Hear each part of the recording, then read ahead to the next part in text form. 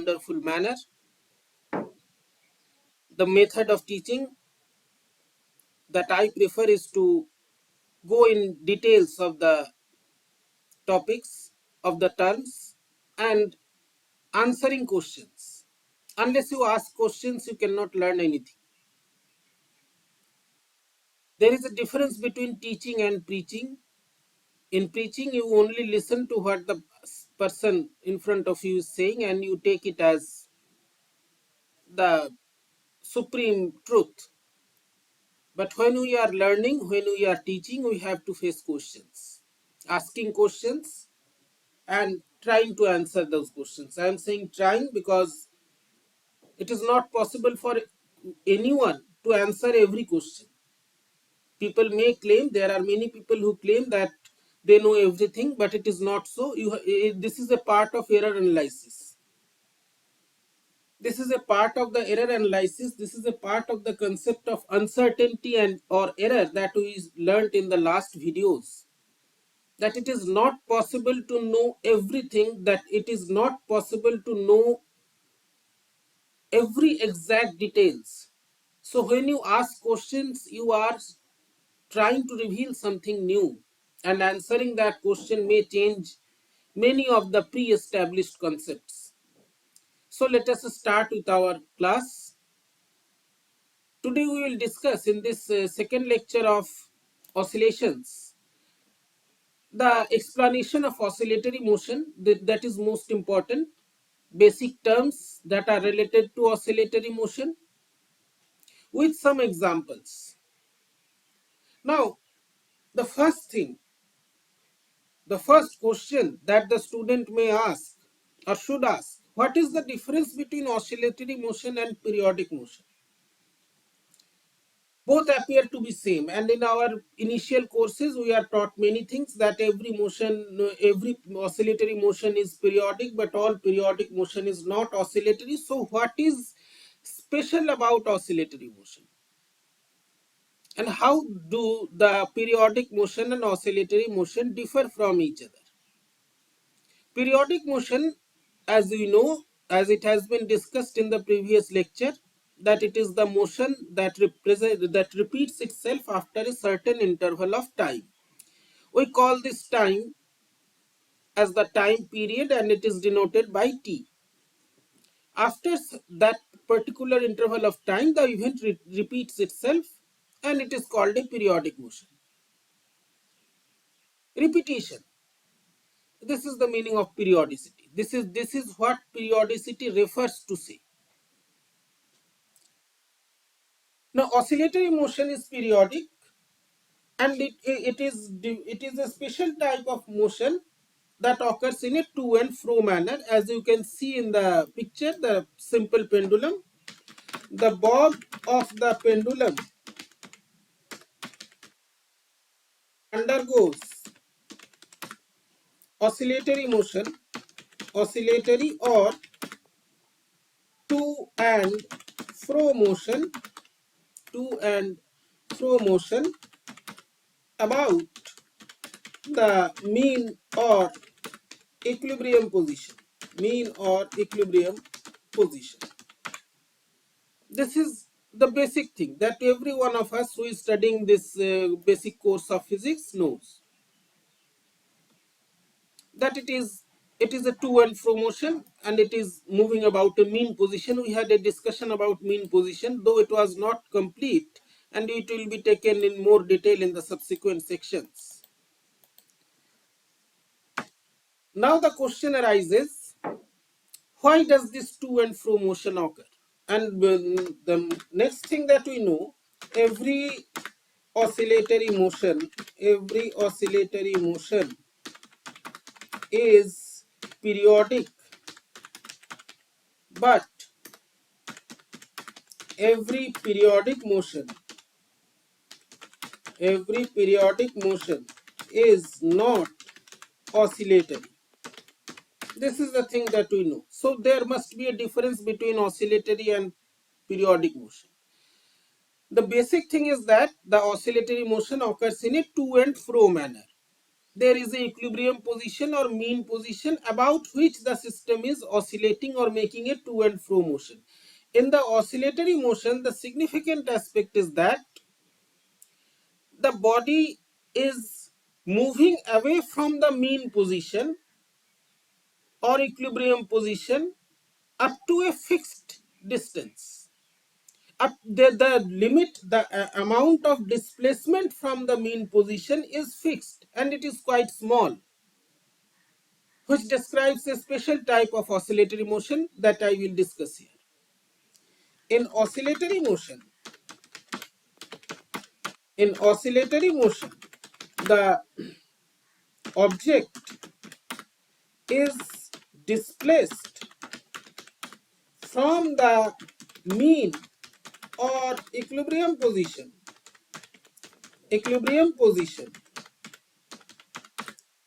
by a fixed amount, or we can say in other words, the displacement, the amount of displacement from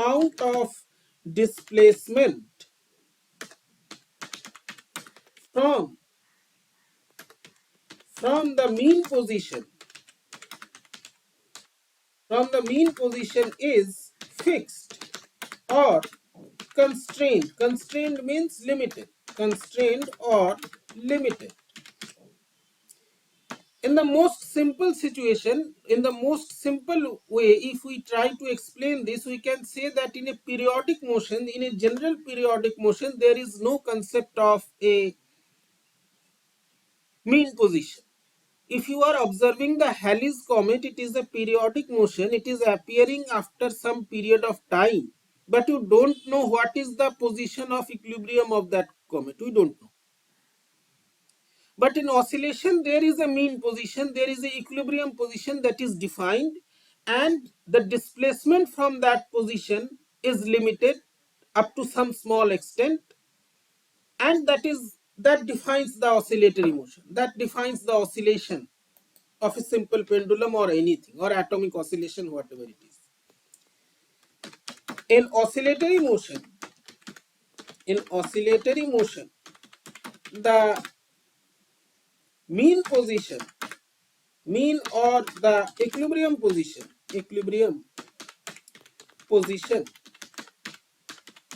is defined, and mean or the equilibrium position is defined,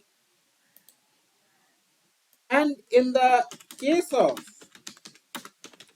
any general periodic motion, the equilibrium or the mean position is not defined. You can also say that sharply defined. So basically what we are discussing here, we are concentrating here, is about this oscillatory motion. So in this is the basic structure, you can say, of this oscillatory motion. Now let us address another question. What causes this to and fro motion? What is the cause of this to and fro motion? What is the cause of this to and fro motion? Why does the body move in a to and fro manner? What is the factor that causes, that makes this motion to and fro? Why it is to and fro? How does this concept of to and fro appear? So this is the next thing that we need to discuss, that we should understand. This is the second question that comes to our mind. Because when you are studying physics, you must be able to provide explanation to the occurrences or the observations. This is an observation that a simple pendulum or any oscillating body, it is oscillating in a to and fro motion. We need to find out what is the cause of this to and fro motion. Now if you ask me, what is the cause of this to and fro motion? I will say that it is because of the mean position or the equilibrium position. How? Let me explain. The answer, the answer to this question, it lies itself in the description of this oscillatory motion. The answer to this question lies in the description of oscillatory motion, as there is, for this you need to understand, I don't edit my videos because frankly speaking I don't know that much of editing. The way I teach in the class, this is the method I follow here. As there is an equilibrium position which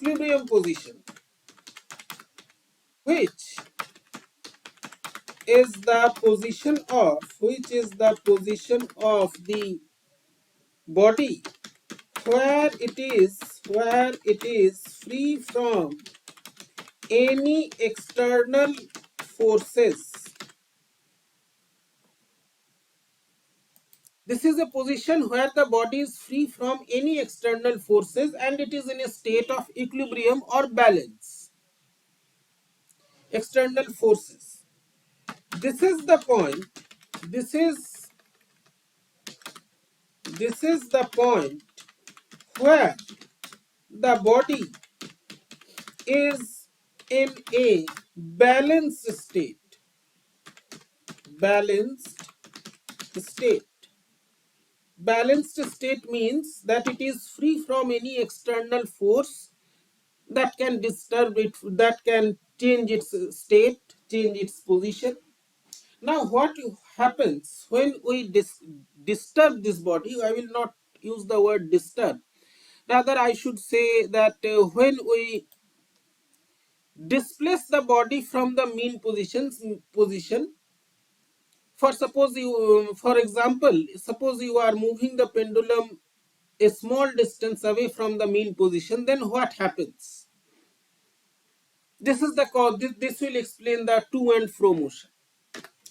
When the body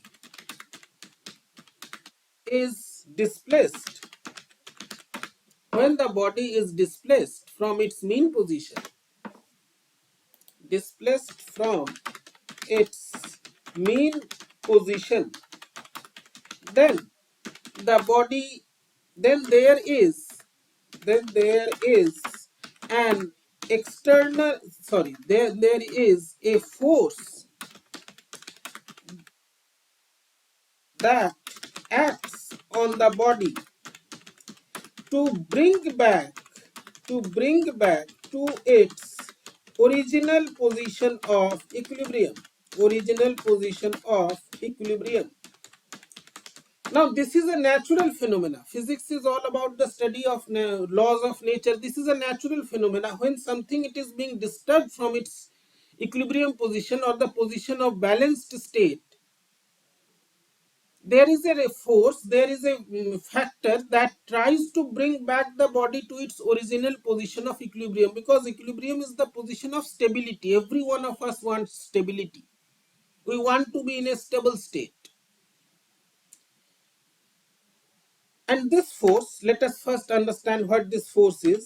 The force is called restoring force. Restoring force. This force is restoring force. Now the next question that arises is, what is the nature of this restoring force? Or how do you define what this restoring force is actually doing? That we need to understand. So the next question is, what is the nature of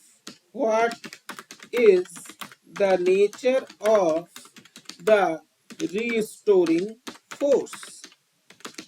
And this is a very interesting thing. And it continues to higher topics in physics, classical physics and quantum physics, whatever. This restoring force, it has a nature similar to a spring force. We know spring force, we know, we have seen and used springs in our everyday life, that if you compress the spring, it will exert a force. If you extend the spring, it will exert a force. The nature of the restoring force is like a spring force. When the spring is extended or compressed from its natural length, then a force acts in a direction opposite to the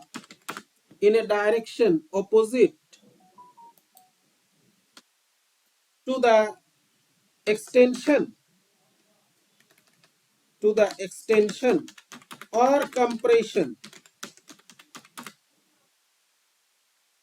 which tends to oppose the extension or compression, and this force is given by F is equal to minus K times X. This is the expression of the force, where K is the spring constant or the stiffness constant. Now let us pause a little to understand this thing. This is a very simple thing, and most of the students know. So this is spring. It is not, spring doesn't always imply the spring that we see in our daily lives in different instruments, a coiled structure. It is not always like that. Spring is a general term. Spring is something which is related to inertia or stiffness.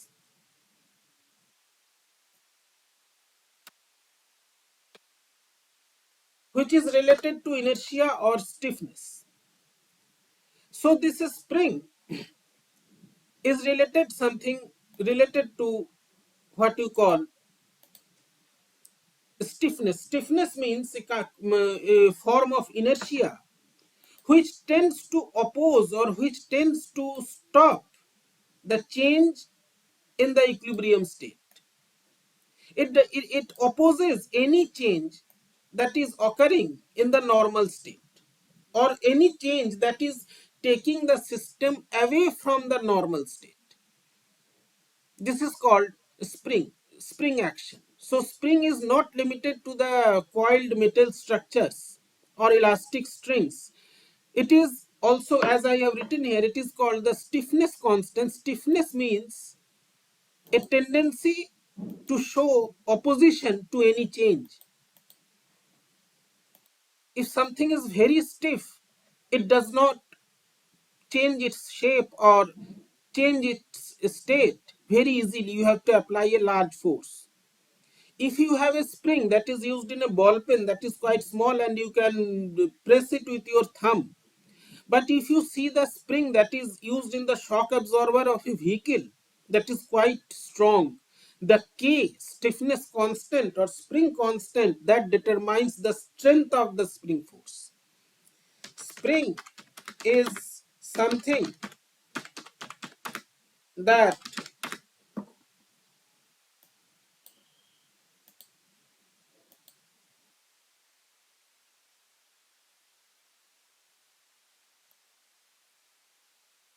that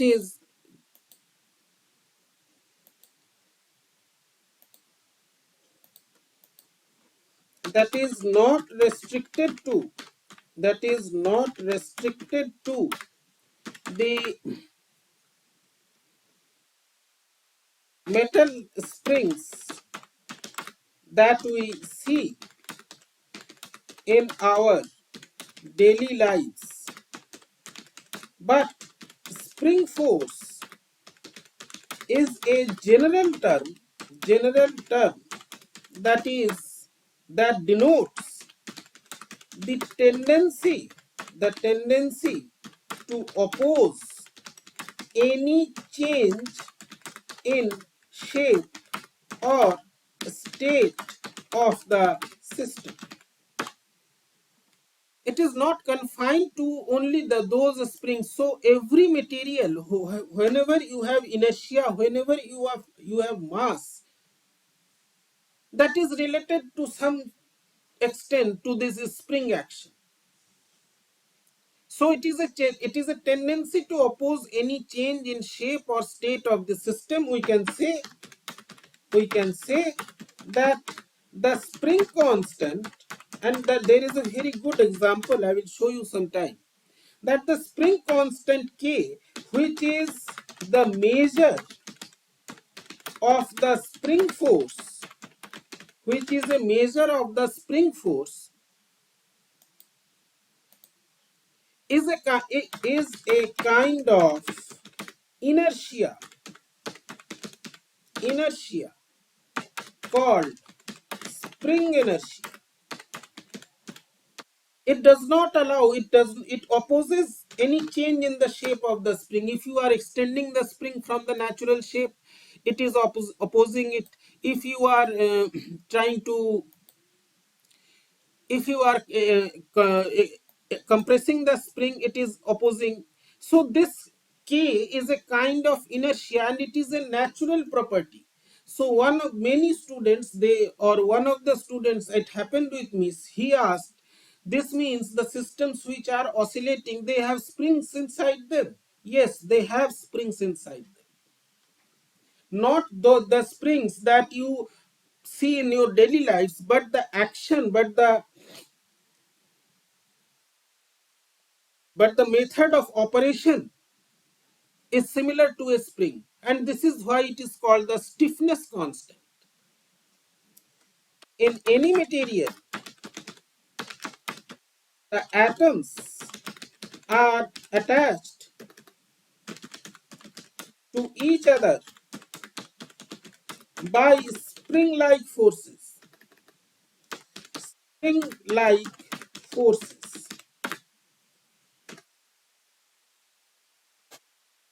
And these spring-like forces, they behave like springs and cause this restoring force. These spring-like forces generate the restoring force that tends to bring back the body to its original position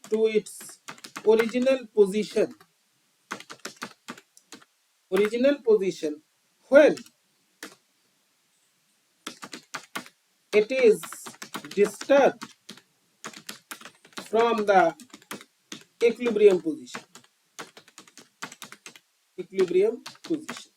This is the force that tends to restore. This is the restoring force. So the spring-like action is the origin of restoring force in materials or in any object. So this force F is equal to minus kx. The minus sign, why is this minus sign? Minus sign denotes that the force acts in a direction opposite to the direction of compression or extension. It has an opposing tendency. That is why it shows the minus sign. So this is the restoring force. So we can conclude that now we have seen that we have concluded that there is a restoring force or stiffness force that opposes this tendency to move away from the equilibrium position, or when the body is moved away from the equilibrium position, it tends to bring it back to the equilibrium position. Now, what happens that generates this restoring force, that generates this to and fro motion? The first thing we have concluded, we have concluded that the restoring force acts because there is stiffness or inertia in the system. This is the first conclusion that we have arrived at right at this moment. Now we have to see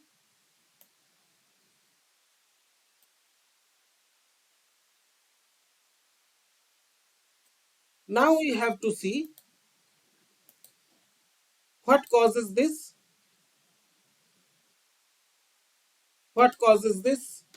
to and fro motion.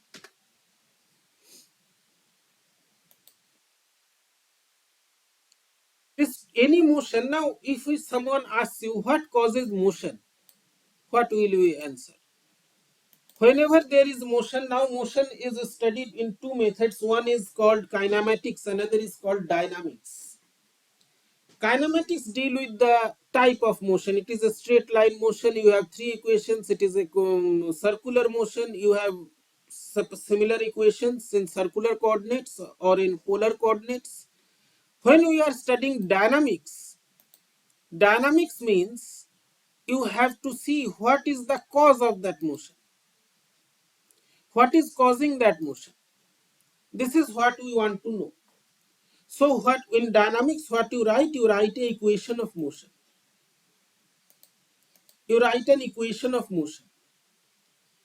And this equation of motion, it shows you what is the cause or what is the source of this motion. Now from Newton's law, we know that any motion is caused by a force. Force is anything external factor that makes a stopping stationary body to move, or that makes a moving body to stop. So now we need to see what is the cause of the to and fro motion, or we can say, we can ask this question: how does this to and fro motion generate? And there is a beautiful interplay between physics and mathematics. There is a beautiful interplay between physics and mathematics. We will see what physics says and what mathematics says. So let us come to the point. Let us discuss how does this force generate. If we have a body that was in equilibrium,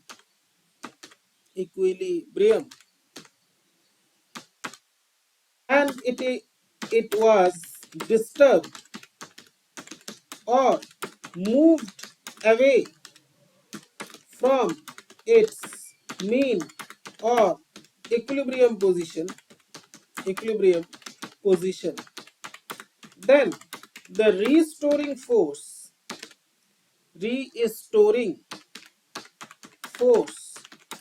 acts on the body to bring it back to its original position. So the equation of motion is something like this. The equation of motion: the body is moving away from the equilibrium position. The restoring force is acting. The restoring force is trying to bring it back to its original position. So what will be the equation of motion? The equation of motion will be mass times acceleration is equal to minus kx, where m is the mass of the body, a is the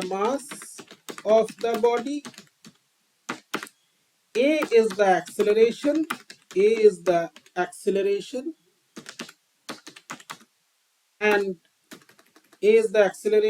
k is the stiffness constant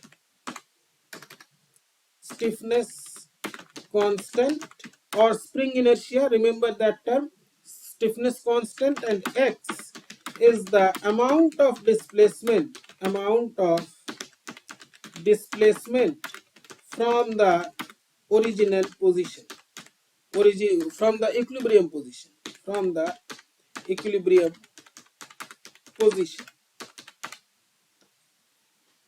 So this is the equation of motion. We can write it in a separate way, rather I should say in a more mature way. How can we write in the more mature way? We will use the the forms of differentiation, and we write it like this: mx double dot, x double dot denotes acceleration, s is the spring constant. You can write s or x anything. Let me write here s so that you are not confused. These equations you can get from anywhere in every book. The main thing is that you have to understand the essence of the equations, the physics behind the equation. So this is the basic equation of motion.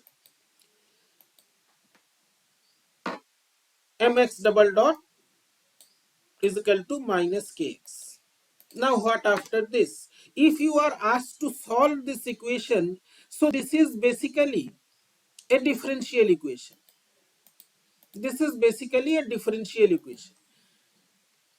Where, let me show you, let me write the x double dot. X double dot means it is acceleration d2x upon dt square, double derivative of displacement with respect to time. Now this equation, the equation above reduces to a differential equation. Newton's law is the second law, is a differential equation. The first differential equation that you study in your science course. Differential equation. So this is a differential equation and it has its defined solutions that is provided in the mathematics texts.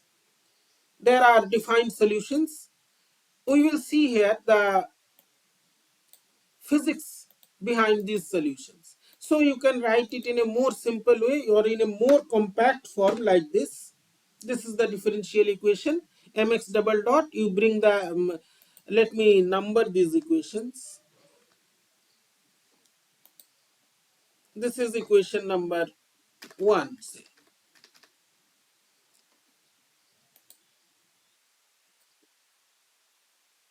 This one is equation number 1 and this one is 2, suppose 2, and this one is 3. Since writing equations, forming equations, it will take time, so I am taking the snaps. You can see any book. In every textbook it is defined, so you don't need to worry. So this is a differential equation. Now its solution, it can be obtained mathematically, or you further simplify this equation. And this further simplification or further writing this equation in a different form has a special purpose. We can write the above equation in a different form, and this form is special. Right now I am saying it is a special form. Why it is special, we will see here. We will see why it is special. So let us now go for the solutions. First of all, I would like to draw your attention towards a particular term, and this one is the term that I want to draw your attention to. S by M. As I told you, we need to understand the meanings of equations and all these things. Unless you understand the meaning, it is useless.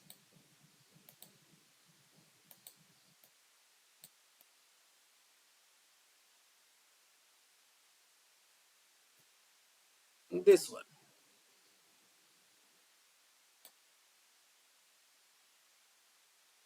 What is it? What this equation is saying? What this ratio is saying? This is a ratio of S by M. S is spring constant, M is mass of the body. Now, when you have a quantity like this, when you have something like this, when you have something like this, S by M or any ratio, you know the quantities, but you don't know what it is actually. Then the tool that comes to our use or that can help us is the tool of dimensional analysis. It is the tool of dimensional analysis that tells you actually what the equation is or what the ratio is saying. It can give you an indication of what you are doing. The ratio of the spring constant, spring or stiffness constant, and the mass of the body has a special significance, has a special significance. Both are kinds of inertia.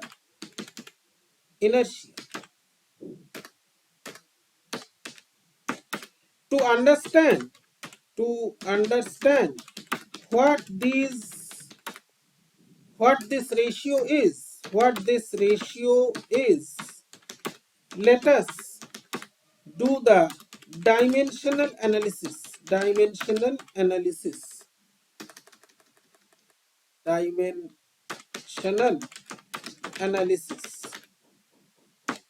We need to understand the dimensional analysis. Dimensional analysis, it is very easy. Everyone knows this.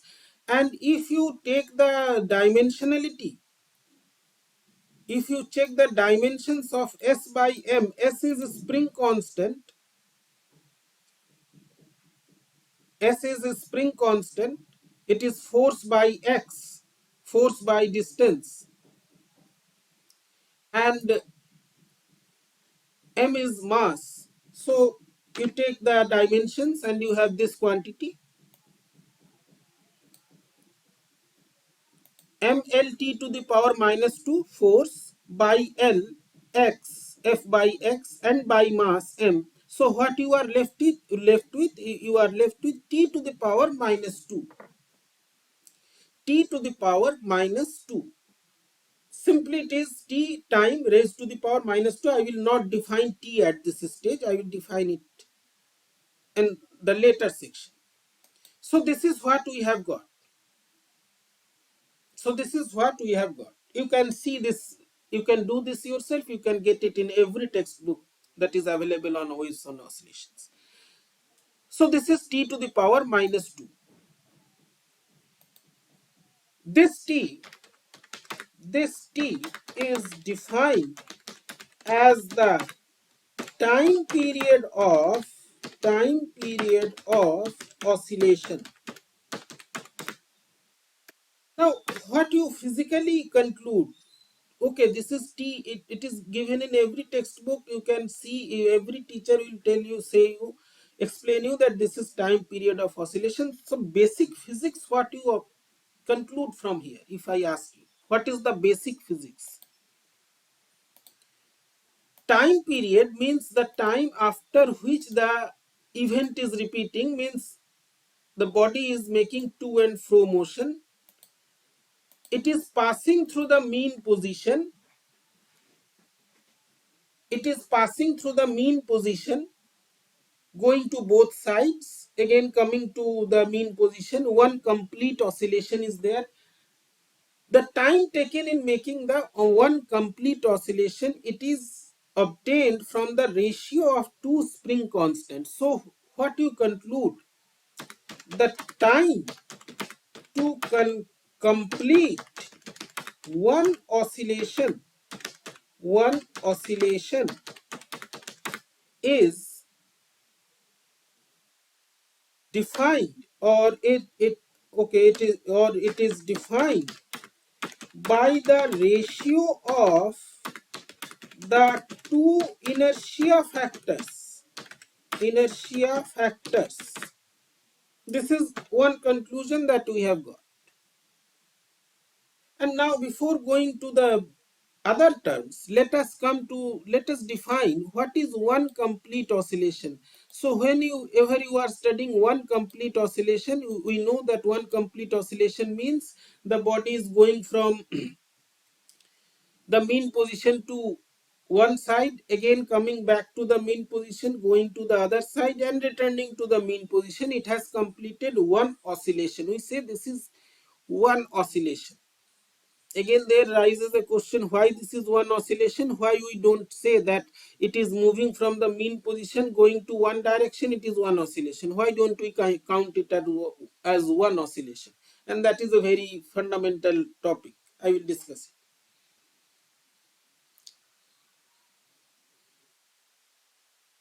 So what we define in oscillation,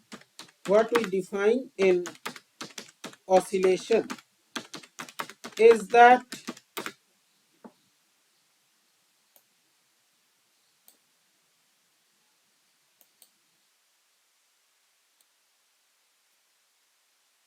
the body moves towards each extreme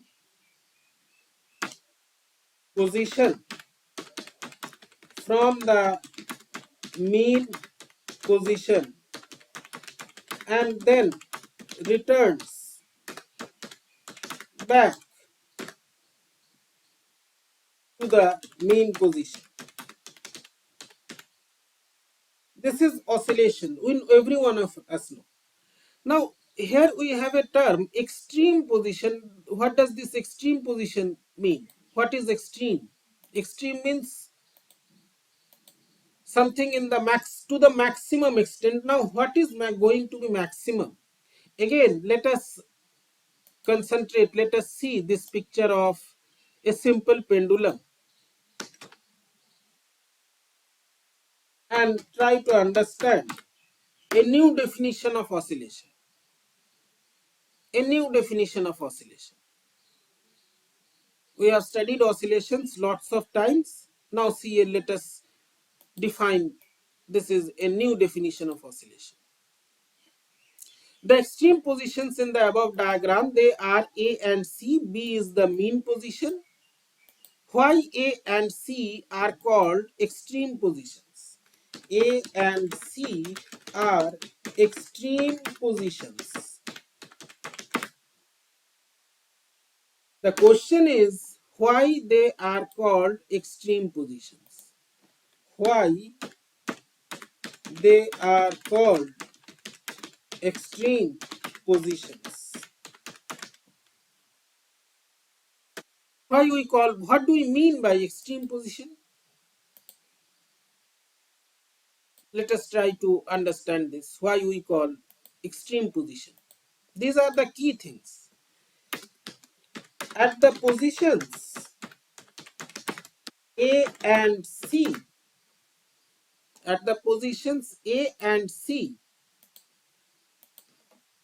there is a complete conversion. I am neglecting any factor that is causing dissipation of energy, and this is the ideal situation, I know. There is a complete conversion of kinetic energy to potential energy. So all the kinetic energy that was available to the oscillating object at the mean position B has now converted into potential energy at B. So there is complete conversion of energy at these positions. So they are called extreme positions. Now when the body will return from C or from A to B, that potential energy will be converted into kinetic energy. So basically what is happening in a oscillation, there is a periodic conversion of the form of energy. And there is a device, there is a situation where this definition defines your oscillation. The potential energy at A or C is completely changed into kinetic energy at position B. So oscillation can now be defined as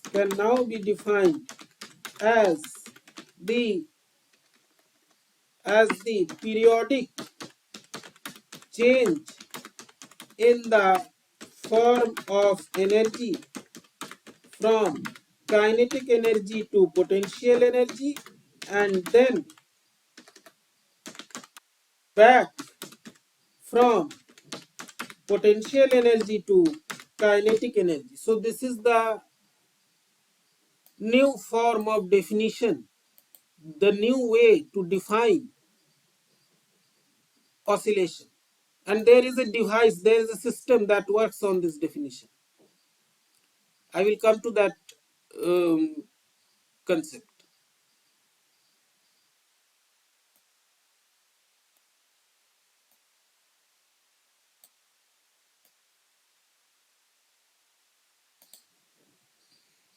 So we have a conversion of energy that is going on in oscillation. And extreme positions are these positions. So this time period, it is defined as the time to go from B to C, then coming back to B, then B to A, and then coming back to B. So what happens in this time period? The energy is changing its form. So this is defined as the time period of the oscillation. Now let us see the next parameter. So we have defined the time period of oscillation. T, time period of oscillation is T, but the quantity that we are getting here, it is T square, T to the power, minus 2. So 1 by T square. Now, is there any significance of the reciprocal of time period? Is there any significance of taking the reciprocal, or is there a physical quantity related to 1 by T? And this quantity, it is defined as the frequency of oscillation. And now we will see what will be the frequency. What is the frequency of oscillation? What we mean by the frequency of oscillation in the next section. Thank you for watching, and please do subscribe, like and share this channel for the sake of physics. It's my earnest request to you. You will help a teacher. Thank you.